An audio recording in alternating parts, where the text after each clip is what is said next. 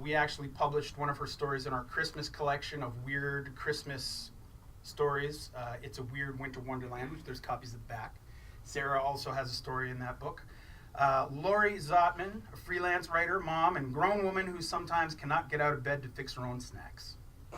She spends a lot of time inside her own head, conversing with her dark, furry thoughts, and she has recently discovered that these bad news bears mean no harm and, in fact, are here to help. Ladies and gentlemen, Laurie Zottmann.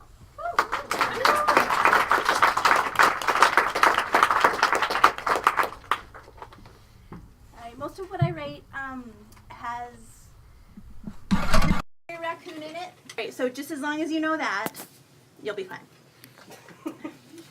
I'm sitting in the bathtub, quietly bawling my eyes out. Like you do when your kids are around and you need to pretend that everything's okay. I hear a scratch at the door. "Mommy's in the tub," I shout to my 3-year-old. "Is your movie done already?" There's no reply, just more scratching. "Sweetheart, I can't come out right now. How about you go play in your sister's room?" I feel a little twang of guilt, but not enough to get me out of the tub. Not yet. I gotta get my feet under me. My lip tickles, and I realize there's a snot slug creeping toward my mouth. I grab a Kleenex to address it, but before I can blow, another scratch sounds on the door. The doorknob starts to turn. "Honey, I told you," I begin. But it isn't my daughter's muzzle peeking in. It's Critter, my imaginary raccoon. "Wow," Critter says, "you look hot. All pink and puffy and coated with slime. If you were a clam, you'd be a bombshell." "Ew," I say, and I blow hard in the Kleenex, soaking it through to my pruny fingers. "Woo, and she squirts," Critter squeaks. In mollusk culture, females would kill for secretions like that. So copious. Your booters are like the double Ds of clam kind. I roll my eyes and toss my sexy wad into the trash. "Go away, rodent." No," Critter answers. "You need help."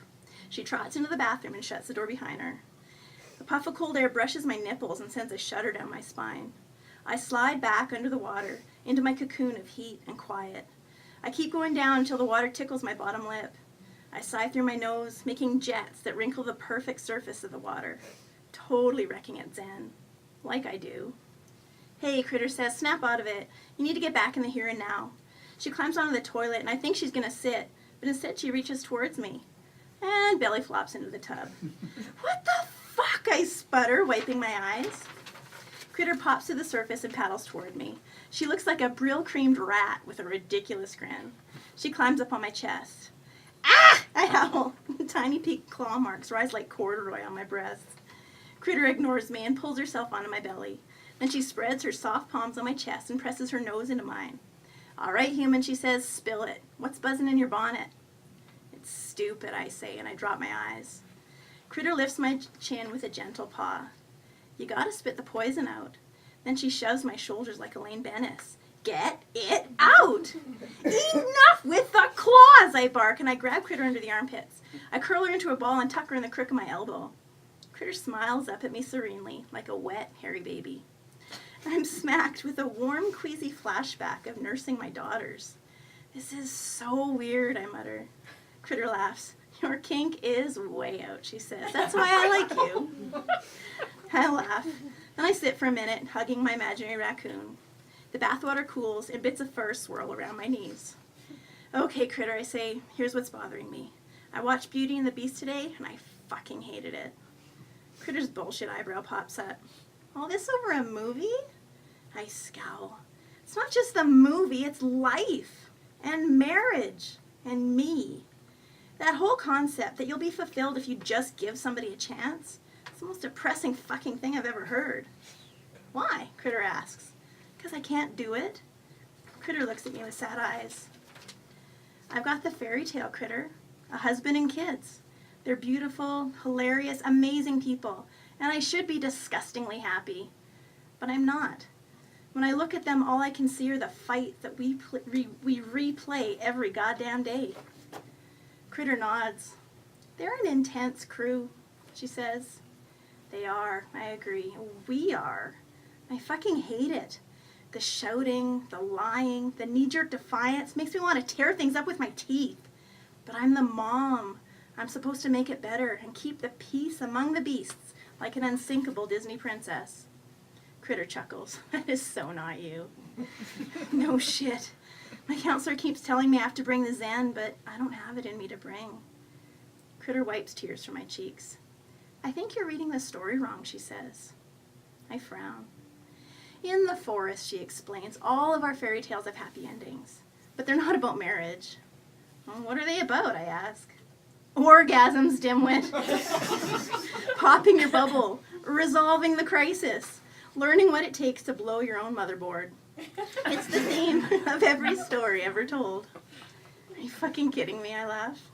For example, Critter says, Little Red Riding Hood got eaten by the wolf, right?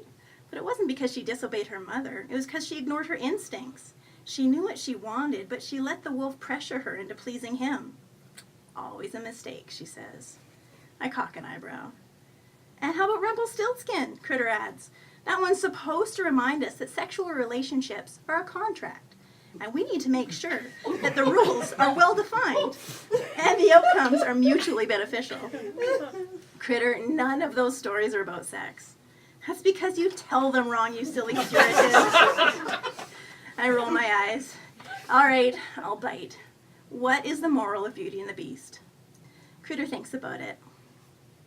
Collars and merkins, she says. Collars and merkins? Yeah. In the real story, the Beast keeps his horns and fur. The magic is that he and Belle both dig bestiality. I don't see how any of this helps me be a better mom and wife. Stop trying to be a better mom and wife, Critter says, shaking her paws at me. But we're miserable, I say.